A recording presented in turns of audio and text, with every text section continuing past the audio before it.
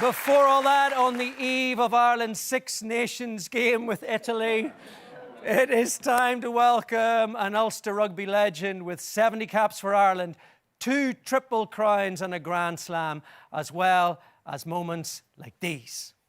Marshall, Sexton, Carney, out wide, Trimble! Andrew Trimble! O'Driscoll again, Ireland need to break this line. It's there, Trimble for the line, yes he is! There is a space here for Carney. Andrew Trimble is in! Please welcome Andrew Trimble!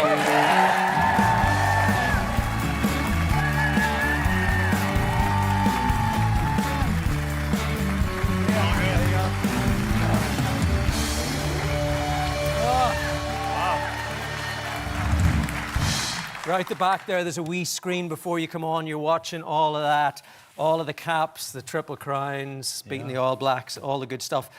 I know none of it compares to an over 35 game in Dubai. That's exactly. Yes. Yeah. The excitement went through the roof. The excitement went from 100 to 0 very quickly. So, yeah, I went to Dubai a couple of months ago and played in an over 35s. I didn't even play in the serious over 35s level. I played in the social over 35s, and I thought this was going to be a gift. First touch, and I got tackled, and I dislocated my foot and broke the base of my fib and tib. Yes. And then I got excited about coming home and telling the kids that the ski trip over Christmas was cancelled. So, yeah. But that's the thing. You can't leave it. When you got that competitive nature, it is there. It doesn't disappear. Yeah. We've seen it on Fittest Family. Which congratulations, well done. You won that with the McKennas. Let's face it. Yes. Yeah. I mean, let's face it, I couldn't muck it up for the McKennas. No. They were incredible. They were a brilliant bunch to spend the summer with. The 4 of them were brilliant and great athletes, great cracks, so really enjoyed spending the summer with them. But yeah, you never lose the competitiveness. Like even in the last week, I found myself watching, when you finish playing rugby, you need something to drive, something like a passion. And I found myself even just watching the Winter Olympics, thinking, like watching the skeleton, thinking, I could do a job here. I could do that. That's tobogganing dressed as Daft Punk. That's what that is. How hard could it be? How hard could it be? What was more upsetting for Donegal, the fact that you actually won Fittest Family or your bromance with Michael Darragh-Macaulay, which I know upset him greatly? Yeah, and I've said to him before, that was just a fling over the summer. That was just, Michael Darragh-Macaulay is amazing. We hit it off, but it was just, it's a short-term thing. Donegal, he knows... He has my heart. Donegal's very special. So will he be getting the Valentine's card tomorrow then? He will. I mean, Donegal's brilliant. I've known Donegal for a long time. We hit it off immediately. I mean, we've spent a couple of...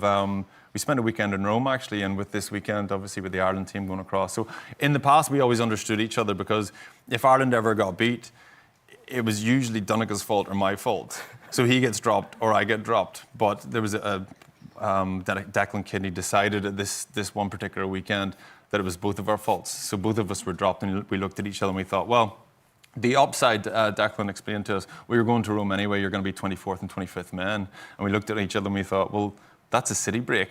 That's a city break. That's a romantic city break with Donegal. Perfect. So we did everything. We did the open top bus tour. We visited the Colosseum. Kind of like high road, low road. Exactly, yeah. Spanish Steps. We had a brilliant time. And then we got to the stadium and we couldn't have cared less how Ireland, how they performed. If anything, we were Italy supporters that weekend. Yes, we'll show you for dropping us. Exactly. So, and actually at one stage in the game, there were a few injuries and Peter Mahoney ended up in the wing and Donegal turns to me and he's like, they could do with a wing right there. And I'm sitting in the stand licking gelato, we were having the time of our lives. So, yeah, when you spend times like that, with Donegal and those special moments. But you're saying those are special moments. I mean, on the pitch, you've had so many special moments. What's the one that stands out? I mean, for me, I peaked late. It took me a long time to kind of work out what made me tick as a player. A couple of Triple Crowns early on, but then, the 2014 Six Nations and then 2016, we beat South Africa for the first time, and then the Chicago game. Yeah, that was incredible. Is that the one, or is it the 3 tries? 2014 was brilliant, but I mean, there's going to be more championships, more Triple Crowns, more Grand Slams, and I didn't didn't get involved in the Grand Slam. But the Chicago game was just a bit more unique, wasn't it? It was the first time we ever beat the All Blacks, and it kind of changed how we saw them. Now we're kind of back a little bit where we were, unfortunately. But we kicked on from then, and that was kind of maybe what kind of sparked, Ireland were the best team in the world for a couple of years, which is unheard of. First time you were capped for Ireland, you replaced a man called Brian O'Driscoll. Who's that? I never heard of him. I mean, how hard was it stepping in for Brian when was he injured? Yeah, it was the autumn after the summer, whenever he infamously got dropped on his head. Oh yeah, the spear tackle, which he loves talking about. Anybody, if you bump into him, ask him about that. He'll love to talk about that. But yeah, he was out, dislocated shoulder. He was out for 6 months or something, and I just kind of came. I was 20, 21 at that stage. Kind of just started playing for Ulster, so I got my opportunity. And as anybody would be, I was stressed out of my mind about playing my first international game for Ireland. It was the old Lansdowne Road, which now there's a lot of nostalgia attached to that. So in captain's practice, we got there, and I was already nervous, anxious, playing 13, and there had been a fire in the terrace on the end of the ground, and the structure was unstable, so they couldn't have anybody standing in the terrace. So on match day, whenever I ran out, instead of having spectators there, they had a huge picture of Brian O'Driscoll on the end, and I was going, I have to fill this guy's shoes, and it's just more intimidating than ever. I mean, that's just. But you did. You got on with it. Got there. I survived. You got the job done.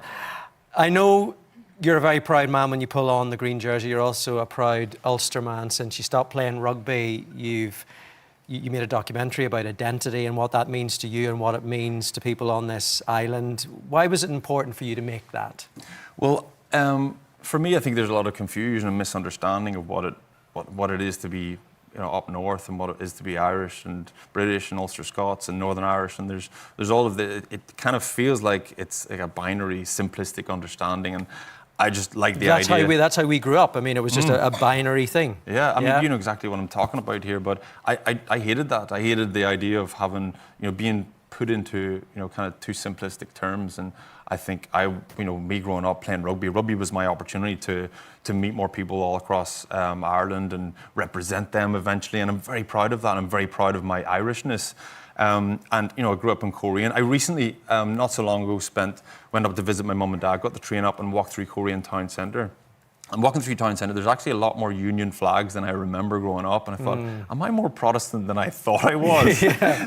But I think there's different elements to me and my identity and what it means to me. And I think that kind of diversity should be celebrated, and it shouldn't be just boiled down to, well, you fall into this camp or that camp. And I think we wanted to have that conversation. The feedback we've got has been brilliant, really exciting that maybe some of those conversations are starting to be had. I mean, people are talking about a new Ireland, some people are talking about a united Ireland. Rugby is something that has always united the entire island. Do you think that politics maybe could learn something from rugby?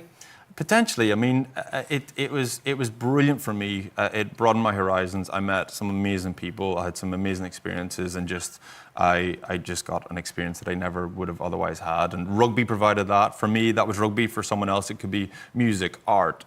I don't know if politics can follow in exactly the same way. But would politics be something that would maybe interest you at some point? I don't think so, to be honest. I would get caught out. They're all spoofers, and you're too good looking. Maybe, yeah. But no, I would get caught out. I'm maybe not smart enough for it. I very much doubt that. We've avoided the subject. Let's move on to rugby. Oh, please, no. 2 weeks ago, there was. I'm not saying there was optimism, but there was a tiny bit of optimism heading in to the Six Nations. Where do you see us now, tomorrow and next week? Yeah, it's not quite that level of excitement and optimism. And the start of the Six Nations is always, and over the last number of years, it's the beginning of spring and Six Nations weekends. You just sit down in front of the TV, and maybe I'm a rugby person, grew up in a rugby family. But also, there's a brilliant Irish team. Exactly. And people are weirdly writing the obituary of this team, which sounds weird. People are being very dramatic. Yeah. I might have even got sucked in a couple of dramatic conversations myself, to be honest. But yeah, it feels like what happened in Paris was chastening. It was difficult for this team. But just you think of this team, what they've accomplished over the last number of years. They were the best team in the world for a few years in the run up to the World Cup. World Cup was very disappointing, and just what happened in Paris. France were incredible, to be fair, but Italy were very good last weekend against Scotland, and they're going to be a handful tomorrow. I don't know if Donncha and I are going to be Italian supporters tomorrow. Certainly not. But when they're in town, they have got their act together, and everybody's thinking about Twickenham in a couple of weeks' time. Well, that's what I'm thinking. But are you telling me that I need to be worried for tomorrow as well? I'm less worried about tomorrow. We should get through tomorrow, but Italy are definitely a challenge. Going to Twickenham is going to be a big ask, and I've no doubt Farrell, he's made some changes. He's obviously kind of run out of patience a little bit with one or two guys, and everything about the Farrell era has been positivity, be yourself, let's create a positive environment. Now it's about, well, you got to deliver, otherwise you're not going to be around. A few guys got that message the hard way, so it's going to be interesting to see if he gets a response. He is very, very good at just tapping into, he's got that emotional intelligence. He knows how to feel the pulse in a room and deliver a message. And I think this is the big test, whether he can get that response from them. I think he can get that response, but it does need a big one. Your dad got you into rugby at a very early age. Bullied me to get into rugby. Well, that's another way of putting it. I know you're not someone who's going to bully your kids into it, but would you at some point like to see any of the kids pulling on a green jersey? Yeah, my young fella plays a lot of rugby. He loves his rugby. The girls are more into, singing and dancing and being fabulous. You can tell there's a little bit of sass. Cute. With the girls. They're more into K-pop Demon Hunters, if I'm honest. Aren't we all? Exactly, yeah, than rugby. But Jack loves his rugby, and Anna just finished the half marathon. I was my wife in the middle there, mummy. Finished a half marathon there that day, so we were down supporting her. But yeah, I mean, rugby provided me with so much. Obviously, all of the kind of physical benefits and the health and the lifestyle and all that, but then just the experience in life and meeting new people, and yeah, absolutely. Professional rugby's tough though, and it's getting tougher. The collisions are huge. The pressure, the stress, the pressure to perform, it's tough, and it kind of makes you or breaks you. And a lot of things that I kind of inherited from being in that environment helped me after rugby as well. So it's brilliant, but it's not for the faint-hearted. Well, look, it's lovely having you on. Lovely having a chat. I think I'm loving your optimism for the next couple of weeks. Let's hope we're all going to be eating a cornetto and cheering at the end of the game tomorrow. One more time, Andrew Trimble,